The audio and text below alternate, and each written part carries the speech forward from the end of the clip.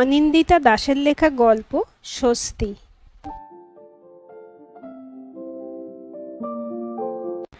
জয়িতার একমাত্র সন্তান নীলের আজ বৌভাত। নীলের বাবা নবেন্দু তার চিরকালের স্বভাব অনুযায়ী আজও সাংঘাতিক হাঁকডাক করে সামান্য বিরতি নেবার পরে পরে স্ত্রী জয়িতার কাছে চা চাইছেন।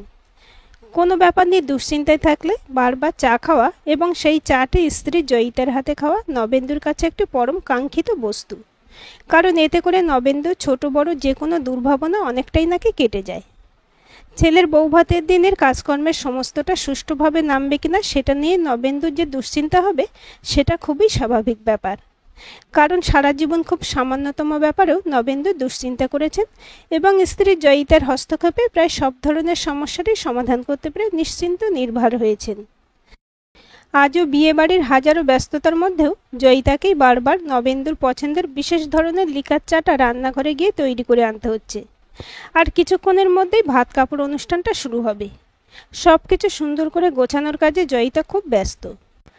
তার মধ্যেই দৌড়ে রান্নাঘরে গিয়ে সপ্তম কাপ চাটা করে আনলেন নবেন্দুর জন্য। জয়িতার দিদি নমিতা ঠোঁট কাটা স্বভাবের মহিলা। তিনি তো খড়খড় করে বলেই ফেললেন নবেন্দুকে, জয়িতার মতো একটা মেয়ে পেয়েছিলে বলেই এমন গড়গড়িয়ে তত্তরিয়ে সারাটা জীবন আরামে আয়েসে তোমার কেটে গেল নবেন্দু। এই জন্যই জয়িতার চাকরি করার ব্যাপারে তোমার চিরকাল এত আপত্তি ছিল। আসলে তুমি তো বুঝতে পেরেছিলে তোমার বউ রোজগেরে হয়ে গেলে তোমার এই ফালতু আবদারগুলো সবসময় মুখ বুজে মেনে নিতে চাইবে না। এত চা খেতে যখন ভালোবাসো তখন চা করাটা তো নিজেই শিখে নিলে পারো বাপু। তোমার হাবভাব দেখে মনে হয় তোমার বাড়ির রান্নাঘরের কলের সাথে চায়ের নল ফিট করা আছে। কল খুললেই নল বেয়ে চা পড়বে আর সেই চা খেয়ে তুমি তৃপ্ত হবে। বিয়েবাড়ি উপলক্ষে রাখা রান্নার ঠাকুরের হাতে চা তুমি খাবে না, জয়িতার হাতে বানানো চাই তোমাকে খেতে হবে। অতএব ছেলের বউ ভাতের দিনও জয়িতার শান্তি নেই। সারা জীবন ধরে তোমার আর তোমার পরিবারের শুধু সেবাই করে গেল আমার বোনটা। আজকের এই বিশেষ দিনটাতেও তুমি তার কাছ থেকে তোমার ব্যক্তিগত সেবা যত্নের ভাগটুকু দিব্যি উসুল করে নিচ্ছ। নীলের বিয়ের পুরো ঝক্কি ঝামেলাটা তো জয়িতাই সামলালো, তুমি তো শুধু টাকা দিয়েই খালাস। আরও একটু বিশদ করে ব্যাপারটা বলতে গেলে নীলের যাবতীয় দায় দায়িত্ব সেই ছোটবেলা থেকে তো একা জয়িতাই সামলে এসেছে। তুমি তো সারাটা জীবন খালি তোমার পেট খারাপ, শরীর খারাপ আর দুশ্চিন্তা হলে মাথা ব্যথা করে এসব অজুহাত দিয়েই দিব্যি কাটিয়ে গেলে। অথচ মেজাজটা তো একেবারে নবাব বাহাদুরের মতো তোমার। পান থেকে চুল খসলেই জয়িতার উপর কি অসম্ভব চোটপাটটাই না করেছো সারাটা জীবন ধরে। এত বছর ধরে বহুবার তোমাকে এই কথাগুলো বলতে ইচ্ছে করলেও আমি চুপ করে থেকেছি। আমার বাবা মাও কখনো তোমাকে কিচ্ছু বলেনি, স্রেফ অশান্তির ভয়ে। কিন্তু আজ আর নিজেকে চুপ করিয়ে রাখতে পারছি না নবেন্দু।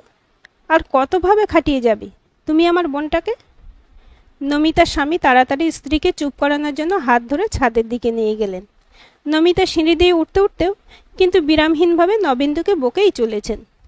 বিয়ে বাড়ির বাঁধবাঁকি আত্মীয় স্বজনেরা ভাবলেন, ভাগ্যিস নীলের বউ অন্বেষে স্নান করতে গেছে, না হলে নমিতার কথাগুলো শুনে নবেন্দু সম্পর্কে একটা বিশ্রী ধারণা হয়ে যেত মেয়েটার। যদিও অন্বেষার এ বাড়িতে বহুদিন ধরে যাতায়াত আছে, নীলের সাথে পড়তেও একই কলেজে, তারপরে ইঞ্জিনিয়ারিং পাশ করে দুজনে কর্পোরেট সেক্টরে চাকরি করছে। দুজনের অফিস অবশ্য আলাদা, তবু একটা বাড়ির মানুষদের ভেতরকার খোল নলচে প্রবৃত্তি প্রকৃতি ঠিক আসলে কেমন তা তো একসাথে ঘর না করলে বোঝা যায় না। নবেন্দুকে দেখে সবাই মনে করেন মানুষটা অত্যন্ত খোলামেলা, স্পষ্টবাদী, স্ত্রী জয়িতার উপরে অত্যন্ত নির্ভরশীল। ব্যাস, অন্বেষাও নিশ্চয়ই এতদিন ধরে নবেন্দুকে দেখে এই ধারণাটাই মনে মনে করে এসেছে নবেন্দুর সম্বন্ধে। কিন্তু নবেন্দু যে আসলে গড়পড়তা প্রায় বেশিরভাগ বাঙালি মধ্যবিত্ত পুরুষদের মতো। আমি কিছু বুঝি না, সংসারের ছোটোখাটো ব্যাপারে মাথা ঘামাই না। আমার বউ সব জানে, আমি কিছুই জানি না। গোছের কথাবার্তা মুখে বলল স্ত্রীর ভরণ পোষণের নির্বাহের মূল্যস্বরূপ তার কাছ থেকে সমস্ত রকম পরিষেবা কড়ায় গণ্ডায় আদায় করে বুঝে শুনে নেন। তার নিজের বাবা মায়ের বা আত্মীয় স্বজনের সেবা যত্ন করানোই হোক, সন্তান প্রতিপালনের সমস্ত দায়িত্ব নেওয়ানোই হোক, অথবা ব্যক্তিগত সব ধরনের আরাম আয়েস সুখ সুবিধা স্ত্রীর কাছ থেকে অধিকার স্বরূপ নিয়ে যথেষ্ট পরিমাণে উপভোগ করাই হোক, নবেন্দু নিজের পাওনা গণ্ডাটুকু অত্যন্ত ভালো বুঝে নিতে পারেন। এতটাও নিশ্চয়ই অন্বেষা এখনই বুঝে উঠতে পারেনি নবেন্দুকে। একই শহরে বাপের বাড়ি হওয়া সত্ত্বেও জয়িতা সেভাবে বিয়ের পর থেকে কখনোই নিজের মা বাবার কাছে গিয়ে দুদিনও থাকতে পারেননি। নবেন্দুর অসুস্থ বৃদ্ধ বাবা মাকে দেখাশোনা করতে হতো যতদিন তারা বেঁচে ছিলেন। আত্মীয় স্বজনদের প্রায় নিত্য আনাগোনায় তাদের যত্ন আত্তি করতে হতো। সারা জীবনই নবেন্দু বেশ পেট রোগা বলে কোনোদিনই কাজের লোকের হাতে রান্না খাননি। জয়িতার হাতের খুব হালকা তেল মশলা দেওয়া খাবার না খেলে নবেন্দুর অস্বস্তি হতো। শ্বশুরবাড়িতে গিয়েও থাকা একেবারে পছন্দ করতেন না নবেন্দু। তাই কোনো উৎসব অনুষ্ঠান ছাড়া যেতেনও না জয়িতাদের বাড়ি। এমনকি দিদি নমিতার মেয়ের বিয়ের অনুষ্ঠানের সময় জয়িতা দিদির বাড়িতে যাতায়াত করেছেন, রাতে থাকেননি নবেন্দুর অসুবিধার কথা ভেবে। আসলে জয়িতা মানুষটা খুব শান্তিপ্রিয়, আবার অর্থনৈতিক দিক থেকে সম্পূর্ণভাবে স্বামীর উপরে নির্ভরশীল বলে কোথাও যেন সব কিছু বুঝে শুনেও কেমন মুখ বধির আর অনুভূতিহীন হয়েই থেকেছেন সবসময়। বোধহয় আর 5 জন সাধারণ গিন্নিবান্নি মানুষদের মতো জয়িতাও চিরকাল ভেবে এসেছেন যে এমন প্রতিবাদহীনভাবে থাকলেই সংসারে সুখ শান্তি সব দিক থেকে বজায় রাখা যাবে। দিদি নমিতার কথাগুলো শুনে জয়িতাও চুপ করে রইলেন। তার ভাবলেশহীন মুখখানি দেখে বোঝার উপায় নেই যে তিনি দিদি নমিতার প্রতিবাদের কথাগুলো শুনে অস্বস্তিতে পড়লেন নাকি স্বস্তি পেলেন। অন্বেষা স্নান করে বেরিয়ে তৈরি হয়েই নিয়েছে। ভাত কাপড়ের আয়োজনও সম্পন্ন হয়েছে। নমিতা আপাতত শান্ত। নবেন্দুও নমিতার অভিযোগগুলো শুনে মনে মনে অত্যন্ত চটলেও অন্যান্য আত্মীয় বন্ধু বান্ধবদের পরামর্শে নিজেকে সামলেছেন। বাড়ি ভর্তি লোকজন আর নতুন বউয়ের সামনে কোনো রকম সিন করতে চাননি।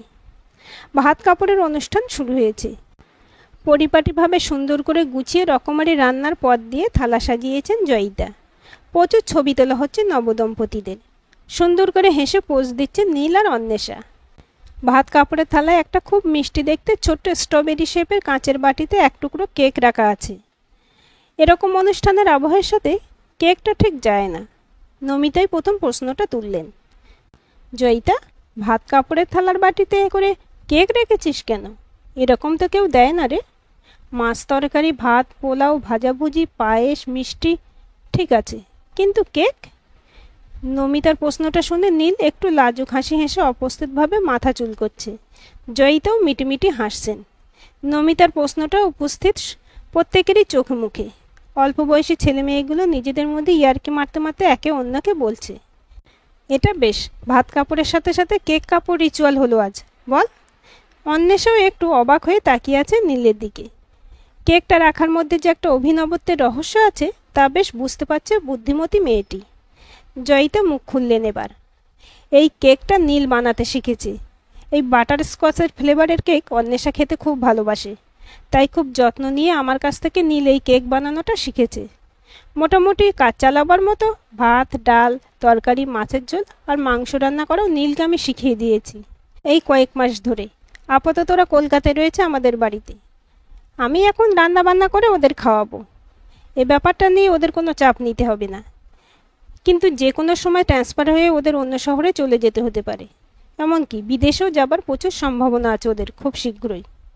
সেক্ষেত্রে নীল আর অন্বেষা দুজনেই অফিসে যাবে, ফিরবেও মোটামুটি একই সময়ে। কিন্তু তখন যদি নীল আশা করে যে সারাদিন পরে একই ধরনের কাজ করে এসেও অন্বেষা বাড়ির রান্না বান্নার পাট সামলাবে একাই, তাহলে সেটা কিন্তু অত্যন্ত অন্যায় হবে। বরং দুজনে যদি ভাগাভাগি করে কাজগুলো করে তাহলে পরিশ্রমটাও ভাগ হয়ে যাবে, আর একই সাথে পারস্পরিক ভালোবাসা আর বোঝাপড়াটাও বেড়ে যাবে অনেক গুণ। সংসার যখন দুজনের, তখন সেই সংসার সামলানোর প্রথম দায় রান্না বান্না করে খাবার দাবারের ব্যবস্থা করা, সেটাও দুজনেরই। অন্বেষার ভাত আর কাপড় এই দুইয়ের দায়িত্ব নীল নিচ্ছে এ কথাটা কিন্তু মোটেই ঠিক নয়। আসলে আমার মনে হয় এই রিচুয়ালটার মধ্যে দিয়ে দুজনেই দুজনের দায়িত্ব নিচ্ছে নিজেদের নতুন সংসারকে কাঁধে কাঁধ মিলিয়ে এগিয়ে নিয়ে যাবার। অন্বেষা বেশ ভালোই রান্না বান্না জানে, তাই নীলকেও আমি শিখিয়ে পড়িয়ে দিলাম রান্নার পাঠ। স্বামী স্ত্রী যখন এক টিম হয়ে একটা সংসারে যাত্রা শুরু করছে, তখন দুজনের কর্মক্ষমতার পারদর্শিতাটুকু একই রকম হওয়া খুব দরকার। কেকটা বিয়ের আগের দিন রাতে বানিয়েছে আমার ছেলে, ফ্রিজে রেখে দিয়েছিলাম। আজ নতুন বউকে নিজে হাতে কেকটুকু খাইয়ে নীল সারা জীবনের মতো একটা দায়িত্ব নিশ্চয়ই নেবে, আর সেটা হলো জীবনসঙ্গিনীর ভালো মন্দের সমস্ত দায়িত্ব নেবার সাথে সাথে তার ভালো লাগাকেও সম্মান করতে হবে সঠিক অর্থে।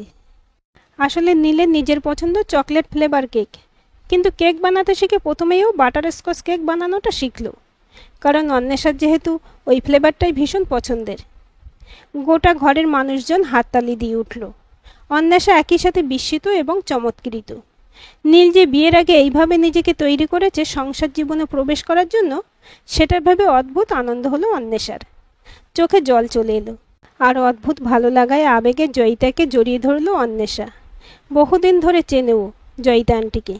বিয়ের ডেট ঠিক হওয়ার পর থেকে খুব টেনশনে ছিল আন্টিকে মামনি বলা প্র্যাকটিস করতে করতে। অন্বেষার মা পই পই করে মেয়েকে বলে দিয়েছিলেন যে বিয়ের পরে শাশুড়িকে আন্টি বলাটা ছাড়তে হবে। সেই মতো অনেক সংকোচে এবং বারবার জিভ কেটে জয়িতাকে বেশ কয়েকবার মামনি বলে ডেকেছে অন্বেষা গতকাল এ বাড়িতে আসার পর থেকে। কিন্তু আজ এই মুহূর্তে শাশুড়িকে জড়িয়ে ধরে ভীষণ জোরে মা মনি বলে ডেকে উঠল জয়িতা, মা শব্দটার উপরে একটু বেশি জোর দিয়ে। একটু দূরে দাঁড়িয়ে এই অপূর্ব দৃশ্য দেখতে দেখতে নবেন্দুর মনটাও কি একটু এলোমেলো হয়ে গেল। একটু কি অনুশোচনা হলো এটা ভেবে যে সারা জীবন স্ত্রীকে কেমন যেন শুধু ব্যবহারই করে এসেছেন। আত্মগ্লানি কি হলো একটু নবেন্দুর মনে, এমনটা মনে করে যে এক কাপ চা বানানোও যে তিনি শিখতে পারেননি জীবনের এতগুলো বছর ধরে। না হয় অন্বেষার মতো রোজগার করতেন না জয়িতা, তবু একটু ছোট্ট স্বস্তি, একটুখানি নির্ভেজাল বিশ্রাম, একটু ভালোবাসা মেশানোর যত্ন পাওয়ার কি এতটুকু অধিকার ছিল না মেয়েটার?